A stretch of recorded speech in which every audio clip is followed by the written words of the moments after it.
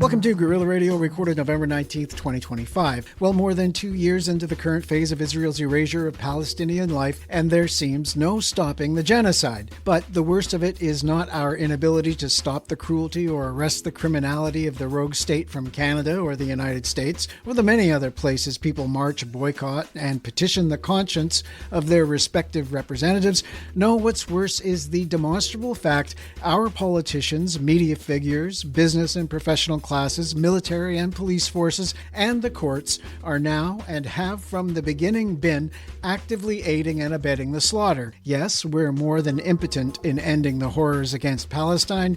We are together complicit in its continuing. So, knowing that, what's to be done? Rabbi David Miviser has provided spiritual care and guidance in his native United States and adoptive Canadian home for more than 30 years, both within and beyond the synagogue. He says for most of that time he was a, quote, committed liberal or progressive Zionist. One of the ways he now opposes the premises of Zionism is providing direct support to families in besieged Gaza through the Connecting Gaza project. David is too active with Independent Jewish Voices Canada and the American organization Jewish Voice for Peace, who say we envision a world where all people from the U.S. to Palestine live in freedom, justice, equality, and dignity. Rabbi David Miviser in the first half. And when it comes to fighting back against a rising sea of troubles, we little people gotta get smart, smarter than smart. Maybe it's time we talked about winning the fight for humanity with intelligence, artificial and otherwise. David Rovics is an itinerant musician and prolific songwriter. He's sat in, stood up, and faced down the powers that should not be on every issue of import you can imagine, on every continent, save Antarctica, for longer than this benighted century. His mainly folk catalog is hundreds of songs long, and his devoted fan base hundreds of thousands deep, but now he risks it all coming out of the closet with iSuno, his all-too-real AI collaborator. David Rovics braving the slings and arrows for an alliance with the machines against the machine in the second half. But first, Rabbi David Miviser, connecting with Gaza and remembering our battered, better selves.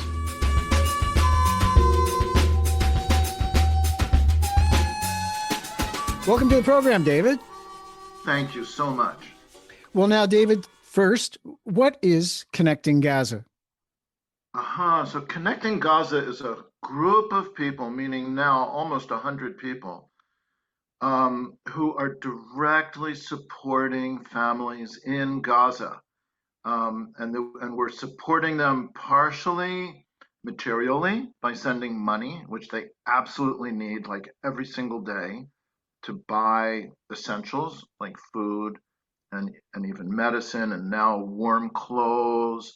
One of the people we're supporting just wrote to me like 2 hours ago that his tent caught fire, right? Mm-hmm. So we're supporting them with things like that. And then also, very important, is supporting them with just like relationship and witnessing them and, like emotional support and, that they know that somebody somewhere in the world like cares about them and is paying attention to them. And so we've been doing that pretty intensely for about 2 years. And of course, it's remote, so we do it through WhatsApp groups.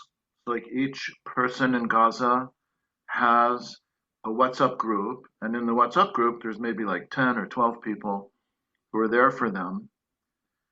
And one of the advantages of doing it that way is it doesn't fall on any one of us to like totally support that person, because there's like another 10 people along with us, and we do it together. And it's actually been like amazing to kind of enter into these people's lives and in a way like accompany them and be there to support them, and it's been pretty amazing. So that's like a introduction to it. How has the connecting with Gaza been technologically, given the circumstance? I know that, and the app that you mentioned, WhatsApp, has Mhm. been dumped by a lot of people because it has Mhm. links to Yeah. Israeli technology companies, and Yes. so is not trusted anymore, and is actually believed to have been used in targeting Yeah. doctors and nurses and other people in Yes. bombing strikes in Gaza. But I mean, I'm just seeing that the weather's been really terrible. The living Yes. conditions are absolutely dire. They've had Yes. massive rainfall. People are Yes. getting washed away and stuff. What are you hearing from your people in Gaza? Everything you just said. So first of all, we know WhatsApp is not secure and that anything we write is subjected to surveillance.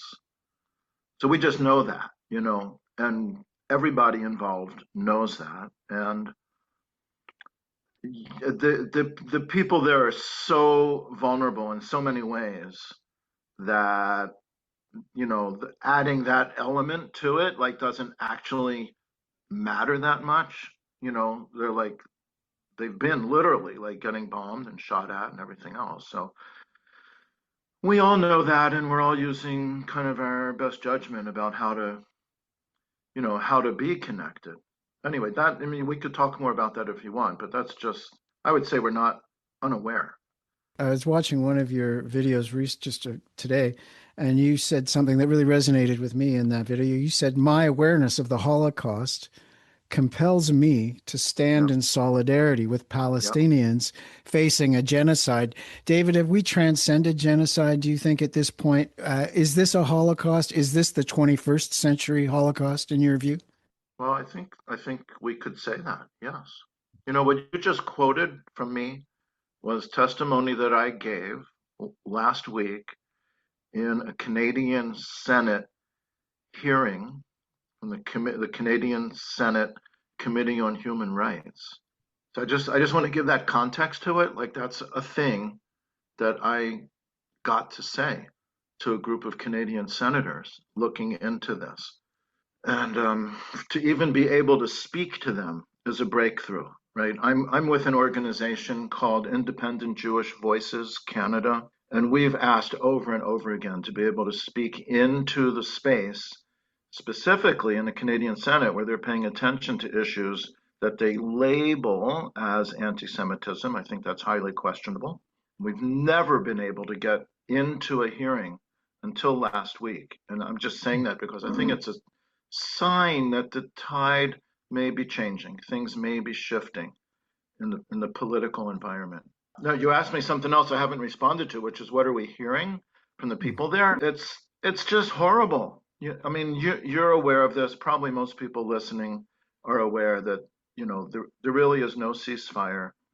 The amount of aid that's getting in is absolutely inadequate, and what we're doing actually is on such a small scale. We are supporting about 30 families.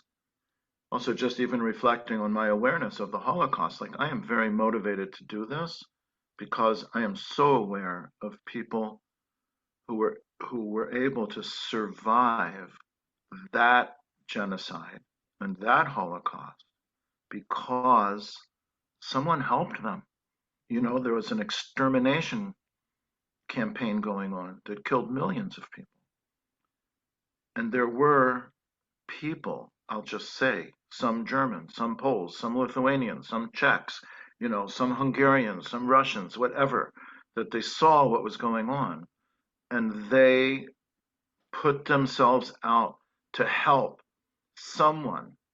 I just have an image in my mind of I'll just make it up, like a Polish woman in her town, knowing that there's like a ghetto and there's a wall. And when she walks by, when nobody's looking, just throw a loaf of bread over the wall.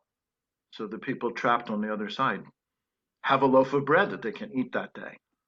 And I feel like what we're doing is about like that there are some people, we're helping them get some food so they can just survive like that day. I have no idea what's going to happen to them the day after. That's very motivating.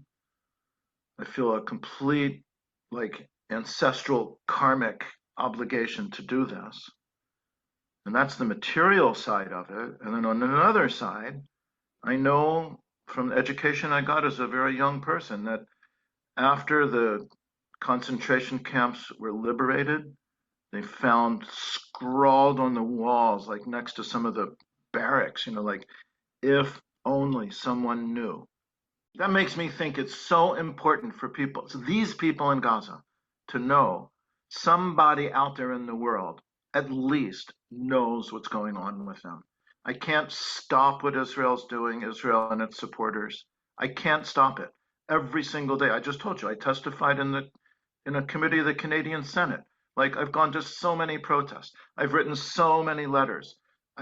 Push my MP, write op-eds in the newspaper, boycott, do everything I can possibly think of, along with literally millions of people around the world. I don't think we've stopped one bullet or one bomb, but we are helping these people as they struggle for their own survival. There's a book that's just been published that we're doing a book launch for in Hamilton, and it's available. It's called Raising Palestine, spelled Razing, like tearing down. But the subtitle of the book is Punishing Solidarity and Dissent in Canada.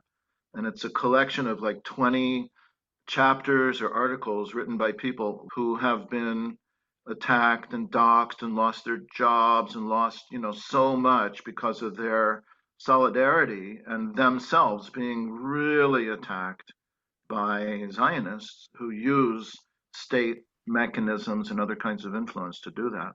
We've been supplying, in Canada's case, many of the bullets and other types of weaponry and components of the same that have made this genocide come Holocaust possible. Our politicians, as I wrote at the beginning, and the media figures in our business and professional classes, the military and the police and the courts are all active in aiding and abetting this slaughter, making us wonder here in Canada, just what are the values that we're supposed to be defending?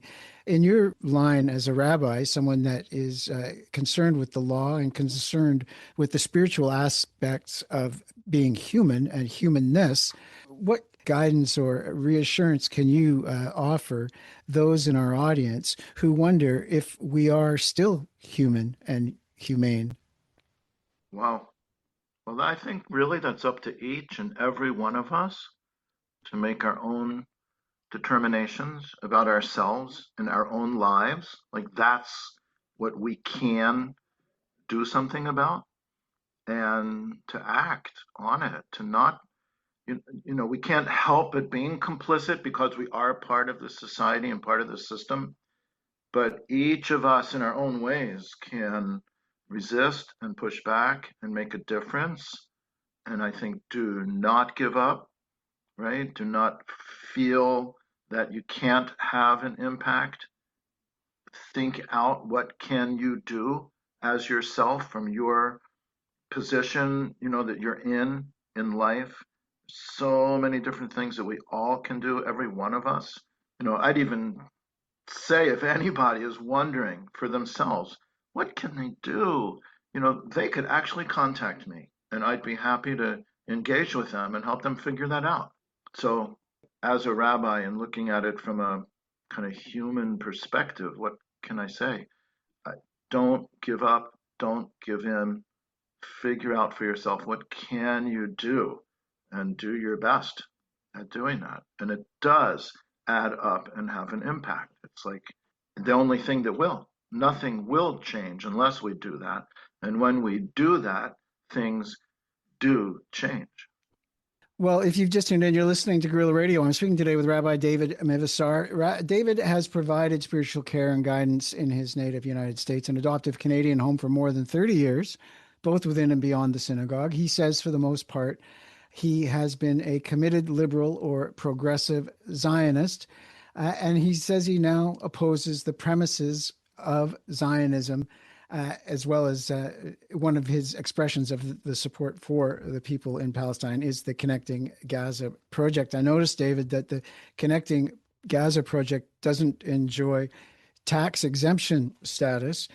Tax exemption has been a big issue here in Canada. Just this past week, the Herrick Canada lost their tax exemption.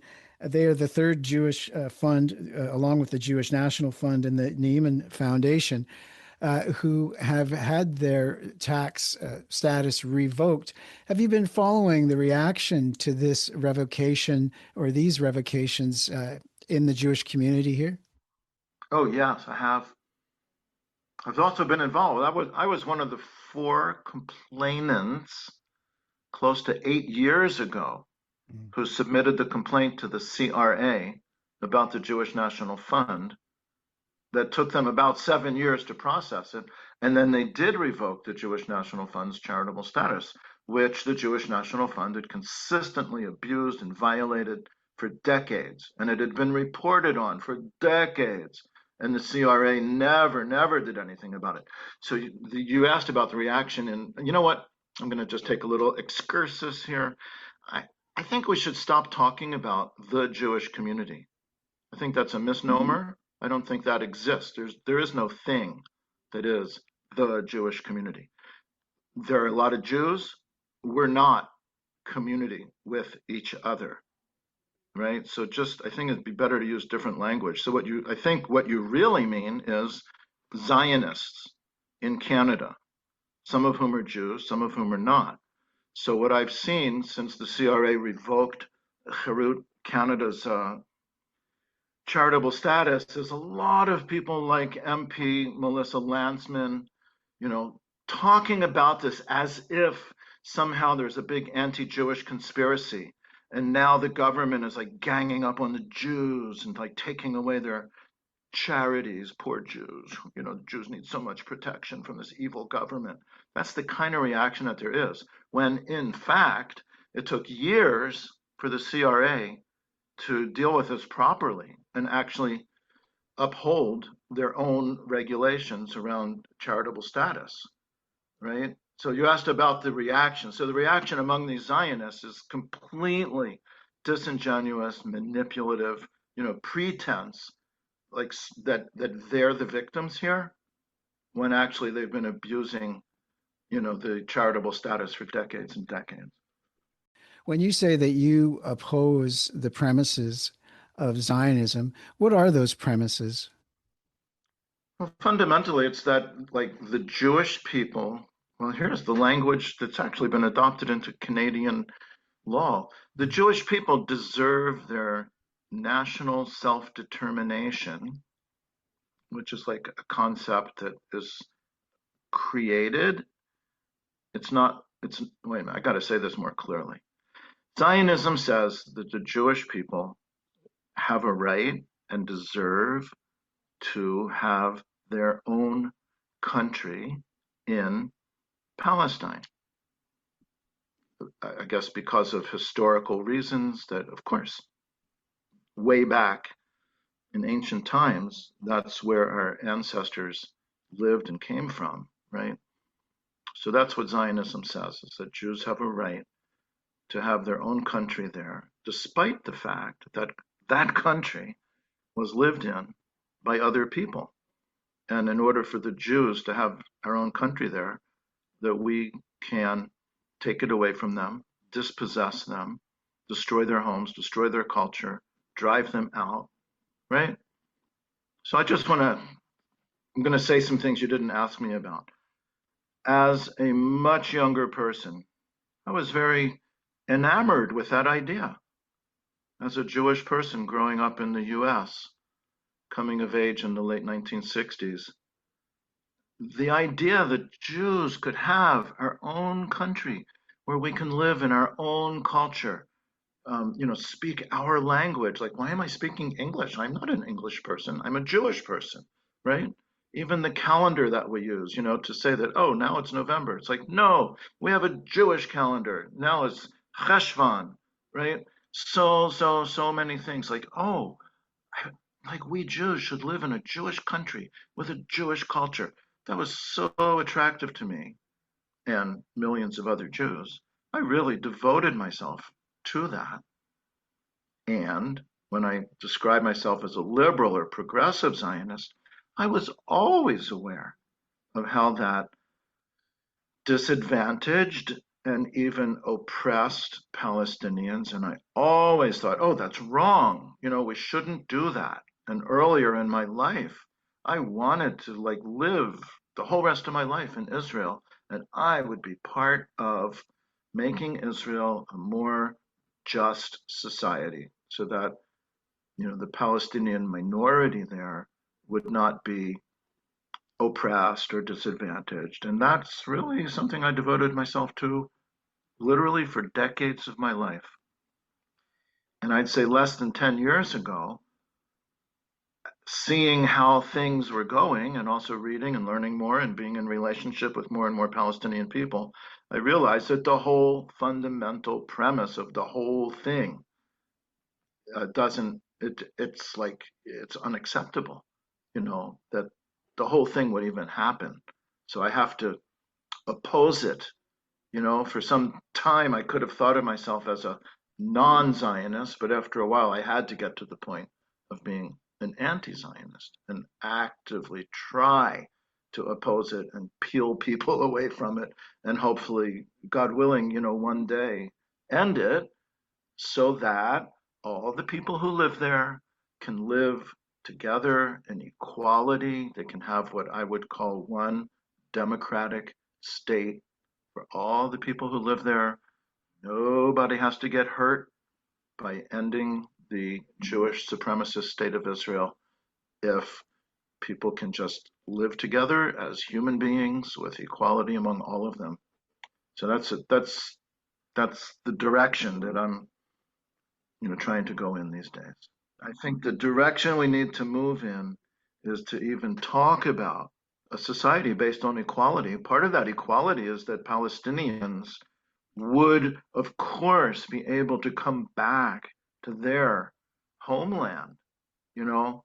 What does ending Zionism mean if it doesn't mean ceding power? It has to be Yes, there is a power yes, dynamic yes, here, and one yes, party has to cede power in order that the other can be elevated to equality. I mean, the situation we have now, of yes. course, is That's obvious, right. but That's right. it's just so much gas that if that move isn't undertaken and undertaken That's right. from the the position of power, and we see like polls That's now show that vast majorities of Israelis are never going to go for that, and in fact they support what's going on in Gaza, and a that's right. huge number of them think that what's going on in Gaza isn't enough, that there should That's be right. more. Everything you're saying is right. You're right. Um, I feel like I can't directly change that, but what I can do is speak out as a Jew and a person with my personal history of having lived there for years, being a rabbi, serving the Jewish people throughout my entire adulthood, and say that what has to really happen there is people living together in equality, and put aside this entire nationalistic thing that we have going on, right? Like, yeah, I feel like that's what I can do. I can like hold that up as an ideal and express it and encourage more and more people to do that. In British Columbia, we have a thing, and I know you lived in Vancouver for a long time. Yes, In the long environmental fight against the forestry industry, so called here in this province, yes, there's something called talk and log. Are you familiar with that? Where the logging company gets yeah, together with government and yes, stakeholders in the environmental community that have been elevated to go inside the room to speak, and they talk and they talk and they talk yeah, and they log and they log and they yeah, log, yeah, and it's called talk and log. The yeah, trees fall, but in this case in Palestine, it's trees. Certainly, there's the olive groves get destroyed in the West Bank, and yeah, Gaza is flattened to parking lot yeah, status, as many asked it to be. And the talking just goes on. In the United Nations yes, now, they just this last week, the Security yeah, Council agreed that, there'll be a force, an international force inserted into Gaza that will work to disarm Palestinian resistance as their prime directive, and then create something similar, it sounds, to what they created in the West Bank, a puppet police force that is tasked with keeping the people in line. But David, we're fast running out of time. And before we Yes. go, I want to read something that you wrote, which I thought was very interesting. And I watched you give a talk on this too. You say that from the Jewish scriptures, the day is short. The task is great. The workers are slackers and lazy. The reward, though, is vast, and the master of the house is insistent and demanding. But remember, I'll add parenthetically, it is not your obligation to complete the task, and neither are you free to desist from it. And as when you say that the task is so great and you can't do it all, yes, none of us can. And sometimes I feel here too, like the hummingbird trying to put out the forest fire. But Yes. then what else can we do but carry those thimbles of water to the flame? Yes. Yes. You know, the image of the hummingbird, I know that comes from Islam. And what you just quoted me, I was quoting Rabbi Tarfon from an ancient source of Judaism called Pirkei Avot. It's part of the Talmud. And I think those are very important lessons. And I would be just paralyzed if I didn't have that perspective. Like, how can I solve this problem? I can't. This goes back to the first thing I said. But I can do something. And if everybody does their something, it will add up. That's like the hope. That's all we can go on, you know. And some people can function on very, very high, powerful levels. Most people can just do something. So that's the main thing. Just do what we can. Like really think hard and think clearly, you know, and then take it on and do it with other people. I don't think any of us can do any, you know, accomplish much on our own. That's another thing again about connecting Gaza. There's a lot of us in there together, and we kind of support each other in doing it, and it makes a difference. You can find Connecting Gaza at connectinggaza.substack.com and find out how you can get involved. Thanks a lot, Rabbi David Mivisar, for coming on and sharing with us today. Thank you. Thank you so much. After the break, I'll be joined by David Rovics. We're going to talk about his crossing over into dangerous territory with interesting results. I remember hearing him years ago. He's still going, and he's causing trouble. He's an inspiration. Yeah, indeed. And here's some of his music to take us through the transition. Thanks again, David. Thank you. When nothing is as it's presented. It's a bit like discovering that your favorite uncle that's taking you for walks in the park, that he's really a serial abuser. You need a different source. Guerrilla Radio, a century of news every Thursday and Saturday.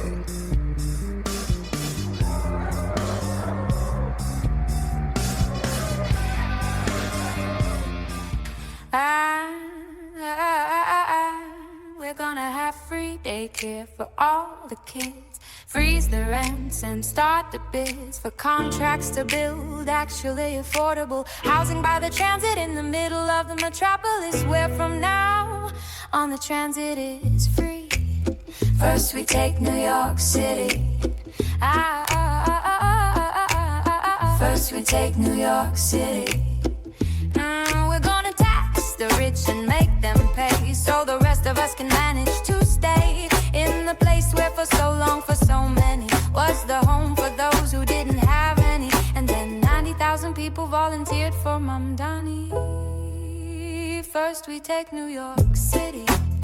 First we take New York City. First we take New York City. First we take New York City. People hit the streets and showed everybody how organized people can stand up now.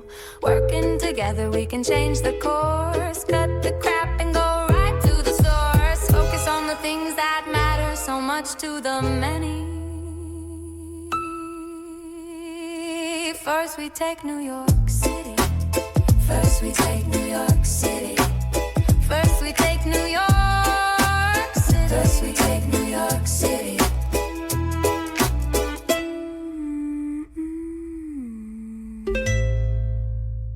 And welcome back to Guerrilla Radio. Well, when it comes to fighting back against a rising sea of troubles, we little people got to get smart, smarter than smart. Maybe it's time we talked about winning the fight for humanity with intelligence, artificial and otherwise. David Rovics is an itinerant musician and prolific songwriter. He's sat in, stood up, and faced down the powers that should not be on every issue of import you can imagine, on every continent, save Antarctica. For longer than this benighted century, his mainly folk catalog is hundreds of songs long, and his devoted fan base, hundreds of thousands deep. But now he risks it all, coming out of the closet with AI Suno, his all too real artificial intelligence collaborator. Welcome back to the program, David. I love that introduction, Chris. Wonderful to be with you. Well, I've put you right on. I call my band I Suno. I Suno. Yeah. I know. I and Suno. Yeah. And I've put your feet right on the coals with this as well. Last night we watched like a complete unknown, the movie biopic of Bob Dylan. And I was thinking of you while we were watching it, wondering, have you got to the stage of facing tomatoes and beer cans at Newport Festival yet? Actually, I have. I no, not at Newport, not in the literal sense like that, but I have been accused, like on some comments somewhere on social media, which there's been a lot of commentary in different directions, and yeah, one of them was saying like I was like Dylan going electric, and then of course I had to write a song about that with Aitsuno about Dylan going electric. And oh, really? I haven't Franco seen that. Oh, I guess what's it called? Oh no, I can't remember the name of the song. I've been writing a lot of them. It's like I forget. Oh, it's called Judas. Yeah, there used to be somebody shouting at him all the time that he was Judas, and Ani DeFranco had the same experience touring around and somebody shouting Judas at her all the time. And why? What did Annie DeFranco do? Did she go electric as well? I think she dated a guy. She married her sound man, and she demonstrated her lack of lesbianness, and that really pissed off a lot of her female fan base. Yeah. No. Yeah, they were hoping. I don't think they ever got. Yeah, it happens. This sort of thing. Well, beyond it going to show that you just can't please everybody, in this iteration, though, it seems to me by matters of degree greater than Dylan going electric or Annie DeFranco choosing up the wrong gender in some people's view. What you're doing is it's crossing a line. I mean, in music, certainly, but the whole AI frontier that we're standing on right now is so profound. I'm not sure that we're even ready to understand how much it's going to affect our lives. And well, maybe you're better to talk about how it affects the music we listen to and the music that you create.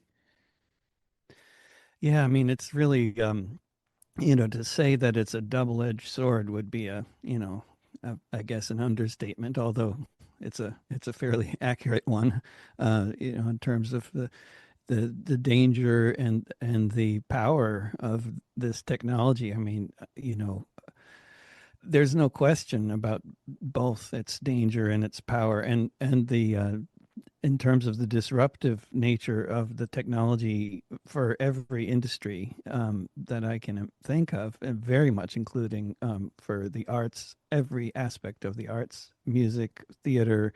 I mean, maybe not theater, but music, cinema, any kind of make advertising. Of course, most artists are employed in some form of advertising, commercial business. I mean, that all the jingles, everything. It's hard to even get your head around how much of this is all going to be taken over by highly competent AI, music generation platforms to do a whole lot of stuff.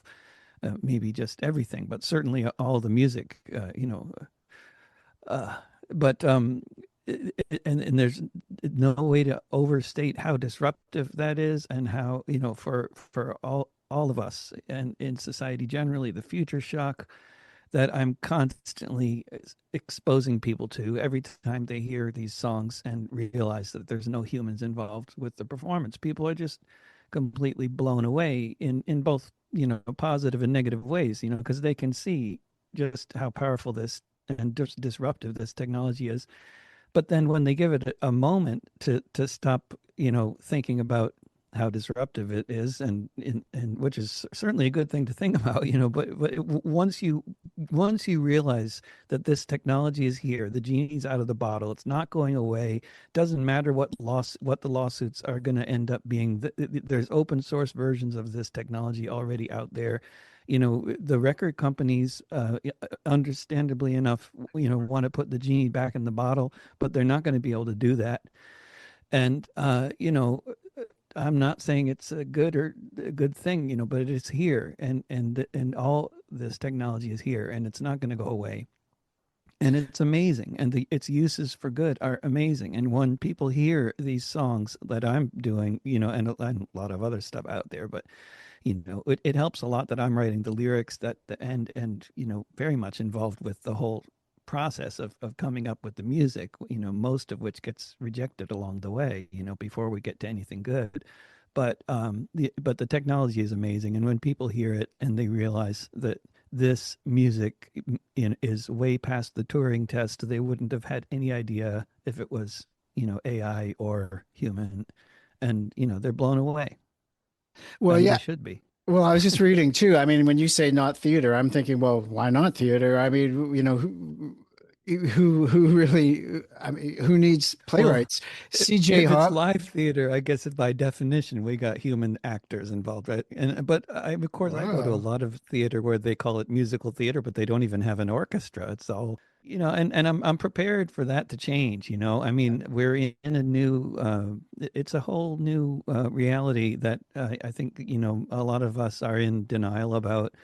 But the reality is, the Turing test in every possible way is being, passed, and certainly in terms of music, that's the case, and it'll be the case in so many other ways, and all the stuff that people say about and I also wrote a song about this with I as well, but all the stuff that people say about how they can tell the difference between analog and digital and all these kinds of things, people are fond of saying that's all just going to be going out the window very soon. Nobody's going to be anymore pretending that they can tell the difference between what's human and what's AI generated.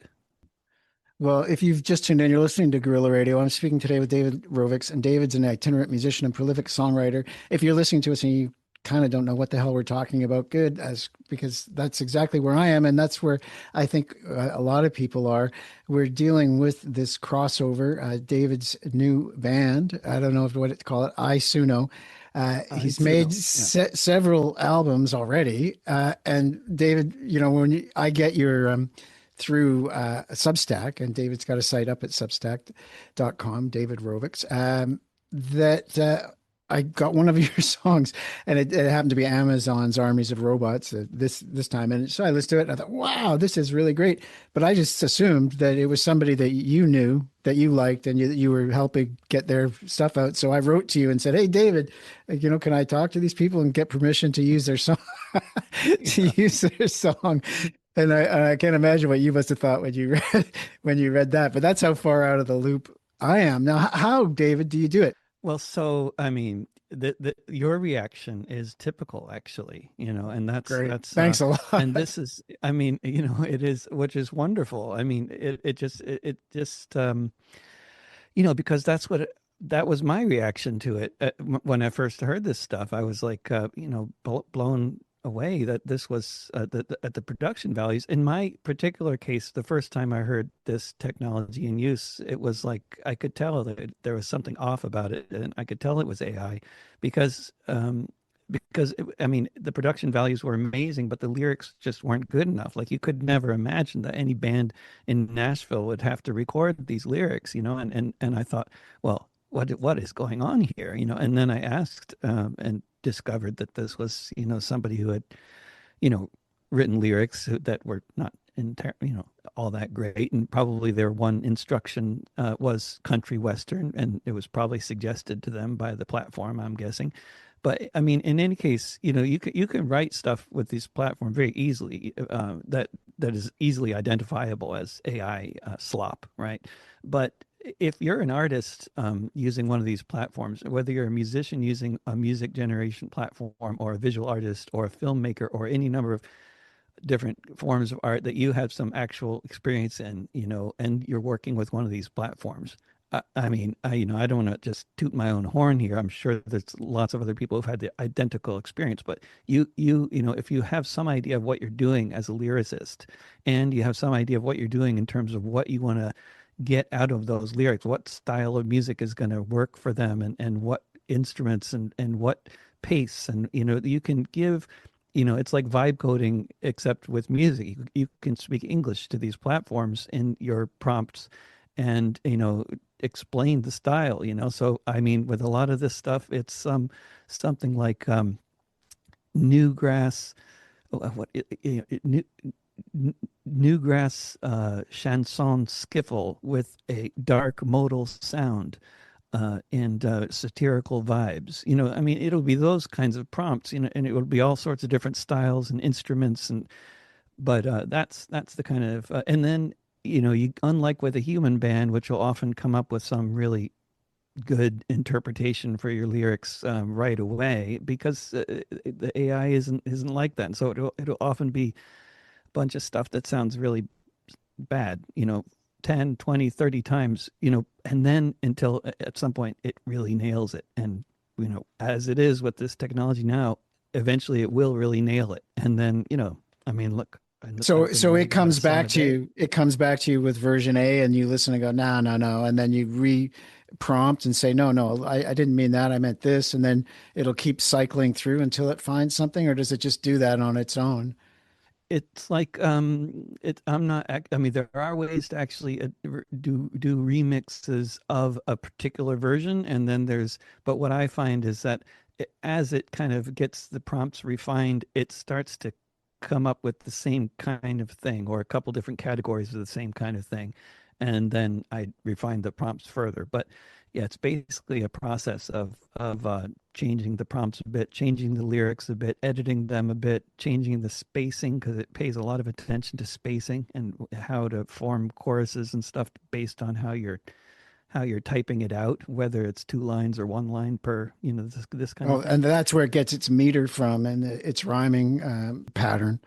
It helps. I mean, it partially gets it from that, and partially from all sorts of other magical sources involving scraping the world's music. Well, yeah, and scraping. Now, when I led into this segment with your song "First We Take New York," and the soaring vocals and sounding vaguely familiar, but you can't quite put your finger on what it was. A female singer. You can't quite put your finger on who it is, but it sounds, familiar. Where do these voices come from? Well, it's, I mean, these platforms, just like with ChatGPT and all the other AI platforms, they've just been scraping the world's music and text and film and everything that's out there in every potential form, and so back when the big corporations felt threatened by what they called piracy, they were really against it. And now that the big corporations are the ones that are just, copying everything with or without permission, they don't talk as much about piracy anymore. The biggest pirates by far are these, corporations that are doing, getting their data by listening to and reading and watching everything that's out there on the internet. So, I mean, the question of like, whose world is this? Whose culture is this? What is the cultural commons? How are artists supposed to survive? How is anybody supposed to survive? How are, people that used to do programming, or doctors or nurses, or, or accountants, or any, people booking tickets, or any number. There's just millions and millions of jobs that are imminently being lost to AI technology all over the world, and that's obviously going to, or already is, including the ranks of huge numbers of musicians. And I just reject the notion that as a musician who is obviously one of the many victims of these technologies, that the idea that I should remain pure and not use the technology that is destroying our lives. I mean, what else are people supposed to do? I mean, when Spotify came along and destroyed the livelihoods of millions of people, including me, you know, what are you supposed to do? You can't sell CDs anymore because nobody's buying CDs. Nobody even has CD players. They're all listening to Spotify. So, eventually you join them, and now, Spotify is a significant source of income for me, but that's because they've destroyed all the competition. So what's left? Everybody listens to Spotify, and I'm glad to get my few $100 a month from people listening to me on Spotify. But, I miss the old days of CD sales, but they're not going to come back, Yeah, well, we've I talked wish. about that. We've talked about the piddling a sharing agreement that Spotify has. In your article, Suno, Spotify, and the Hearts and Minds, you write that Spotify led the way in lowering payouts to artists so they could offer their services for free with ads. And in so doing, they destroyed the livelihoods of millions of musicians. But at the same time, you write they've made themselves essential to the work and social lives of millions of people. And now AI platforms are doing that as well, and they're becoming, as you say, they're now just a part of the gig. Like Uber or anybody coming in, wiping out the competition with low ball prices until there's nobody left, and then getting you on subscription fees or whatever else it's going to be, moving up. Meanwhile, there's nobody there to provide any alternative. Yeah, yeah, that they wipe out the competition. So then what are you going to do if you didn't want to take Uber because it's a predatory corporation? Well, once there are no more taxis and you need a taxi, then you're going to take an Uber. You're going to get that app. I like to see, what they're doing and what's getting everybody excited about new technologies. And I completely recognize the downside of these technologies, and I think that that's since long before I've been alive, there's been huge downsides for all kinds of technology, and I've written about this as well. But like when radio first came around, that was devastating for live performers all over the world, right? But then of course, once you don't have a gig singing at that tavern anymore because they've now got a radio set instead of live music, you don't just people didn't necessarily just go do other things. They some musicians kept on playing music anyway and tried to get gigs on the radio, singing on the radio or doing radio shows, even though they might have just wished that radio didn't exist at all. And it's very much the same with all these other technologies, from television to music streaming platforms to AI music generation. The downsides to all of them are just absolutely huge and pretty obvious, but the upsides potentially are absolutely amazing. And and there's so many potential cases in point, I guess. But just from the reaction that I'm getting from songs that I've been putting out there just in the past few weeks that are addressing different issues, the sort of uptake, has been really quite something. And I wonder if partly it's because I'm not the recognizable person singing it. I don't know. The production values are really good. I don't know what explains it all, but it's certainly very affirming to my suspicion that this music is really good. I mean, but at the same time, all of these songs that I'm doing, none of them are complicated. Even the way that they may be kind of fresh in terms of different sounds and stuff, and maybe some of the different sounds would be hard to reproduce. But the general chord progressions and melodies are not any kind of a big departure from what I would normally be doing. So, people, I could be singing these songs live. I haven't learned them, how to play them on guitar and sing them live, but I could be, but I've thought about it. Other people could be doing it. There is somebody who is intending to learn one of the songs to perform live already out in Massachusetts. So what, Asuno Unplugged? Yeah, exactly. I Suno Unplugged. Yeah. Yeah. And of course, they're all It's true and tragic that we don't have live music at protests hardly at all anymore in this country. And I'm very curious to try to understand how that happened and why that happened, and how we can revive this wonderful tradition of having live music and culture of other kinds, puppets and all sorts of things at protests instead of this sterile atmosphere. But at least what it often does happen at protests is somebody brings some kind of a Bluetooth speaker, and so if that's what's going to be happening, I figure, okay, well, at least I can provide content for those Bluetooth speakers, and this kind of content actually works better than just about anything because of those production values. I mean, I could record stuff with my voice and guitar, but it's not going to be good for playing through the Bluetooth speakers in that kind of environment, not unless it has bass and drums and a big band behind it to fill out the sound. And that gets really expensive and time consuming. And it's wonderful stuff to be doing if you got the time and money. But what you can do with these AI music generation platforms is well, you can serve the people with them, and at the same time while they're destroying all our lives in other ways, but the technology is not going to go away, Well, so you and can't. well, and I remember Macklemore, his anthems were played that way, although not AI, as far as I'm aware, to great effect during the 2 years of the slaughter that we've been going out and protesting weekly all over the place. Let me get it right now. It's iSuno, right? iSuno, yeah, like tsunami, TSUNO. So now when I credit you, should I credit you David Rovics / iSuno, or David Rovics with iSuno, or is David Rovics disappearing like Ziggy or something? And Right, it's just going to yeah, be either way. iSuno in the end. iSuno. I think it depends on whether my critics are around or not. Like when I just got an email from somebody with the Starbucks Workers Union who was wondering about crediting and Yeah. sharing the song and using it, and actually, it might be better not to mention my name. Then all the people that don't like me for one reason or another, don't have to not like the song because I wrote it. They can Well, just you judge wrote the an song essay on its about own. a little thing, not an essay, but a multiple choice test for people and they can choose whether they want to use all means, or, to win hearts and Yeah. minds. They want to boycott Spotify or boycott AI driven music platforms, or boycott corporate platforms. And then you at the end say, no. I added a little comment to that saying, hey, what about indie media? Why not I go back to indie media?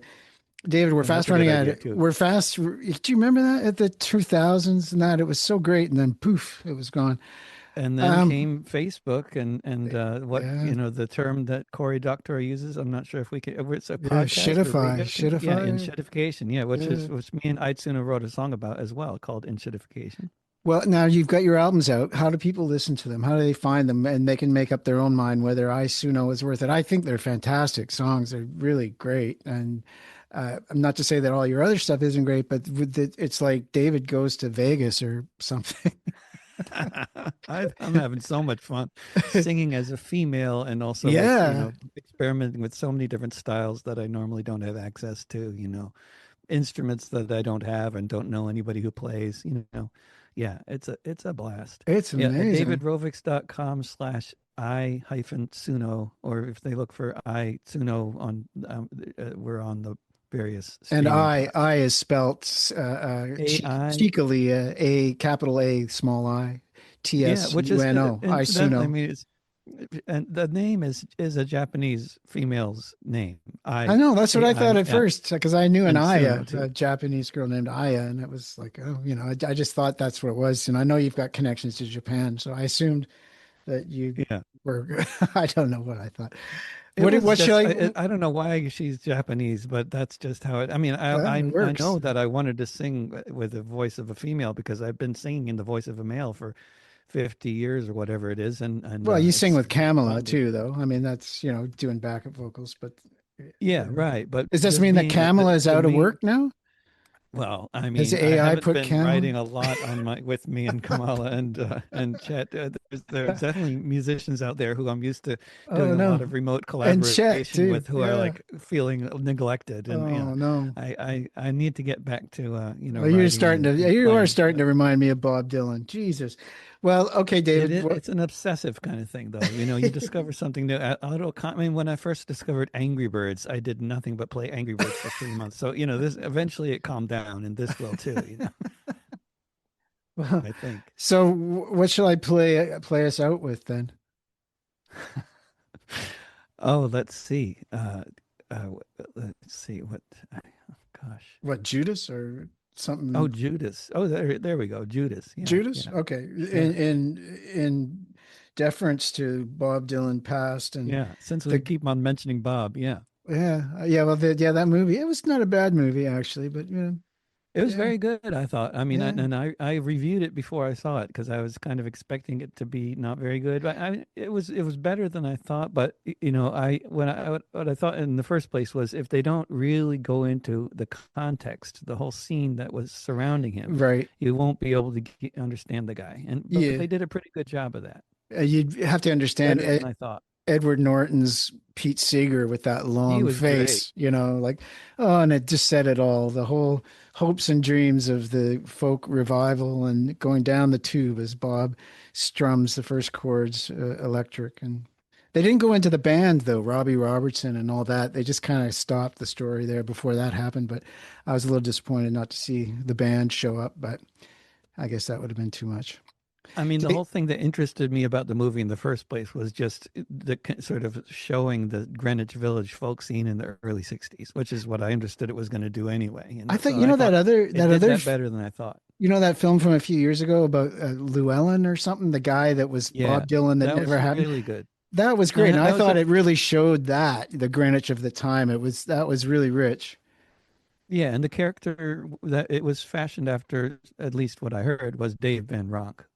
And that was a great movie. Yeah. They should play those two together. That would really be good bookends to get a complete sort of view of what's going on and even the Chelsea Hotel. David, it's been a joy to speak with you. It always is. DavidRovics.com. And good luck. And I'll play it. And right behind us, you'll hear Judas by Isuno and parentheses David Rovics in small print. Thank you, Chris. Okay, David. Talk to you the next time then. Good luck. Wonderful. You too. Adios.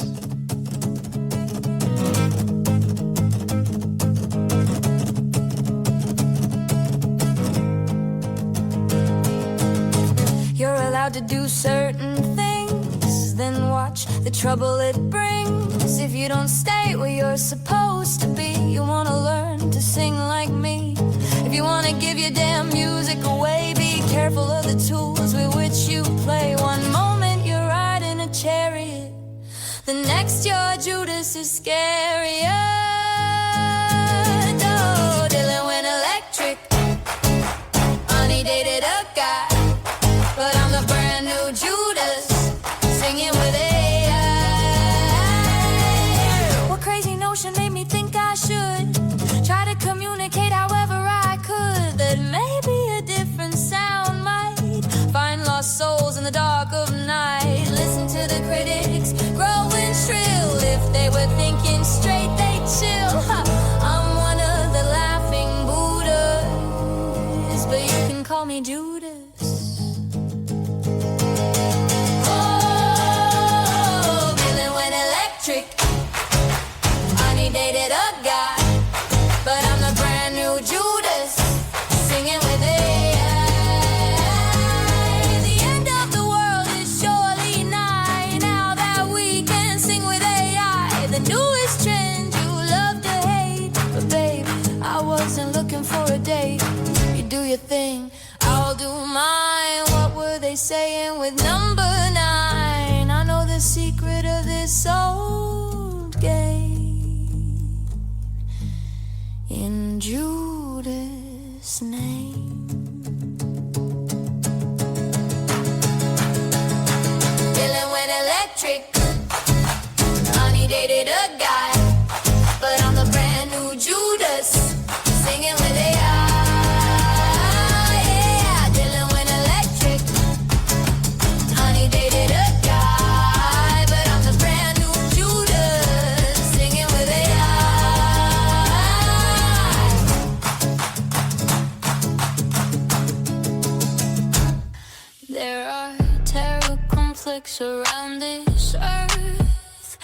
It's an awful fact for what it's worth. And while we shouldn't be keeping score in Gaza, it's a slaughter, not a war. In Ukraine, fighting on the front lines. Oh, war between armies you will find. While in Gaza, tanks gunning down families, imposing famine and disease. So if you're going to ban Russia, then